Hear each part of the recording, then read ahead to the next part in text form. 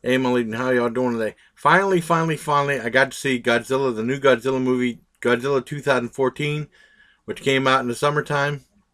There was so much hype about this movie on my Facebook group, Movies, Food, and Metal, and I know Trav and Tony and so many other people saw it and did reviews of it, and I wasn't able to go see it. I just haven't been that mobile, and it's tough for me to go sometimes to go see these things. But I finally saw it at my sister's. We went there for Thanksgiving. Happy Thanksgiving again. And it was an awesome. It was really cool seeing the movie. And it starts out with Brian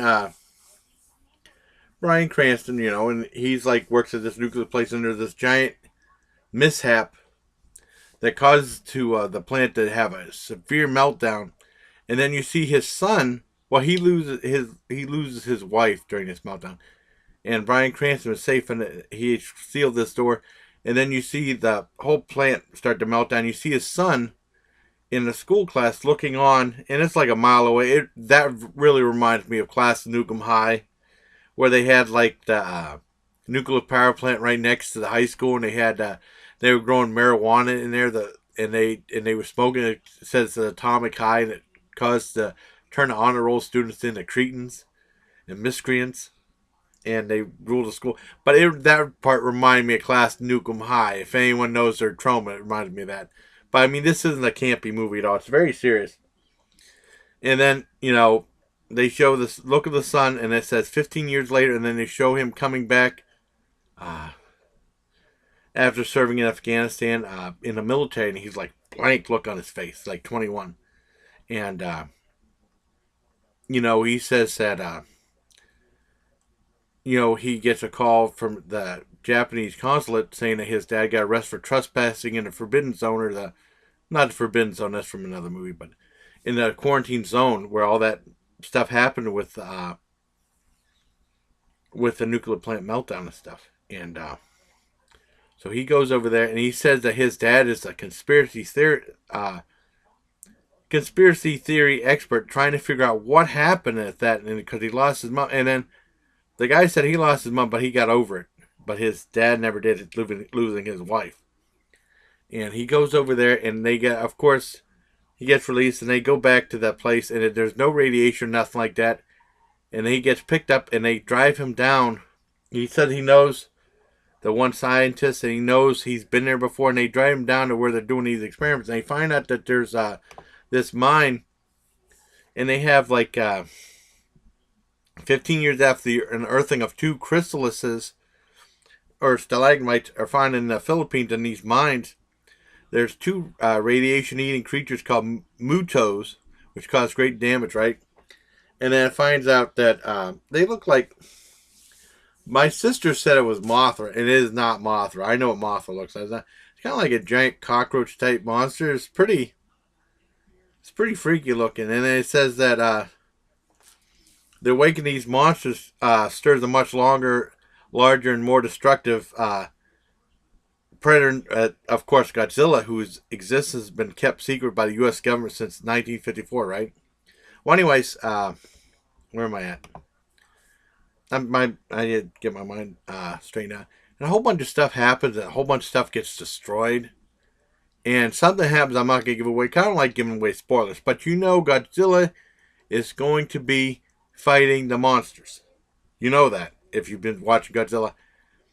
And that's basically but I mean, my biggest complaint about the movie is I completely agree with Jeremy Johns. I think that's his name. Is that it's more based on the humans. It's not based on Godzilla.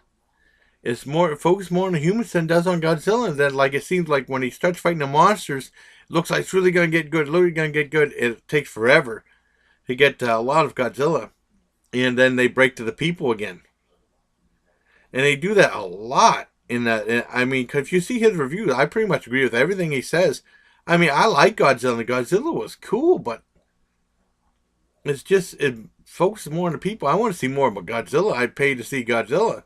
Well, I didn't pay, but I want to see Godzilla. I didn't want to see people. The human interest story is really good, but it's about Godzilla. It's about the monsters. So I'd have to Godzilla, very kind of a disappointing. God, I hate saying it. 'Cause I love Godzilla, but a disappointing, maybe a very mild 8 out of 10. Very mild 8 out of 10. Because I remember the U.S. released of Godzilla back in what '97 or something like that. It had Matthew Broderick in it, and there was a lot of the monster in it. I mean, a lot of people hated that movie, but I mean, because it didn't look anything like Godzilla. I don't consider it a Godzilla movie, but there was a lot of the monster in it, and it was a lot more fun. I don't mind that this movie was real serious and stuff like that, but there wasn't enough monster. You know, I find out there wasn't enough of it. There was plenty of monster in the '97 version. But I agree with Tony Timpone, the editor of Fangoria, when he was reviewing the '97 Matthew Broderick Godzilla, when he said he loved the movie, he thought it was entertaining. He really would have loved it if they would called it anything else but Godzilla. If it would just been a regular monster movie and they would give it a different title, he would have loved it. I feel the same way because I don't consider that a Godzilla movie. I consider this a Godzilla movie, but very disappointing. I'll even go. I mean, I'm gonna take away that Mount 8. I'll give it like a 7.5 out of 10. I'm very disappointed they didn't show enough Godzilla. I mean, I liked it, and it's worth checking out, but man, you just wish there was more Godzilla. More punch, more power to it, you know? Well, anyways, kind of a disappointing review, but I'm finally glad I got to see it. And shout out to Trav and Tony, and they did like the two T's talk about Godzilla, because I love Godzilla, but I mean, they needed more Godzilla in this one. And I hope they do a remake of King Kong versus Godzilla. That'd be really cool. And also, along with that, my sisters, like I said, I brought my camera. I didn't do any videos.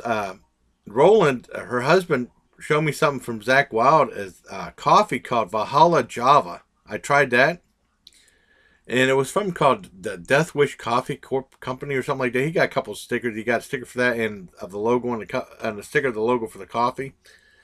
And they ordered off Amazon like $13 for a bag, and it was he made me. I had 2 cups of it, and it was really good.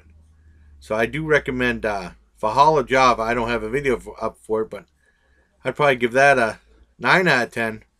Oh, and I'll tell you one thing: my sister's dog Alice didn't like Godzilla when Godzilla started that roar, and the roar was cool. Dog growled a little bit, so that was kind of funny. I held Alice. I said, "Godzilla not gonna hurt you, puppies."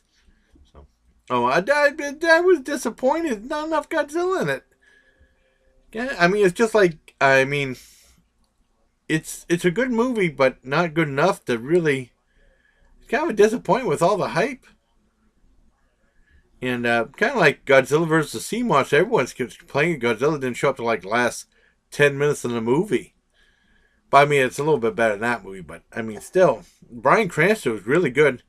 Something happened. I can't tell you what happened, but I mean, it was kind of disappointing. Just not enough Godzilla. If you want to see your Godzilla, check out Godzilla vs. Destroyer. That was really cool. That's a 10 out of 10.